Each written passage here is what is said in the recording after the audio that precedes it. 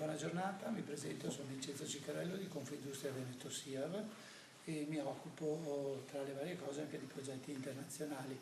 Questo è un progetto di Erasmus Plus estremamente importante perché mette in relazione i diversi paesi europei rispetto alle mobilità e alle visite aziendali e quindi per la conoscenza di quelle che sono le realtà produttive. Ci troviamo presso il centro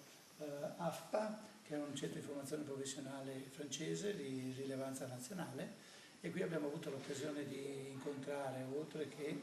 responsabili, verificare come si sviluppa la formazione all'interno del centro, poi di visitare alcune realtà industriali di assoluto rilievo, quale l'Airbus praticamente di Tolosa. In questa occasione è stato particolarmente importante capire come le grandi gruppi multinazionali lavorano e producono un prodotto di nicchia, qual è quello dell'aereo chiaramente, però ci ha permesso anche di capire come dietro c'è tutta un'organizzazione di relazioni con il pubblico e di presentazione di quelle che sono le eccellenze produttive locali. Abbiamo verificato insieme agli altri partner di progetto l'opportunità, oltre che di conoscere la città, anche di condividere quali sono,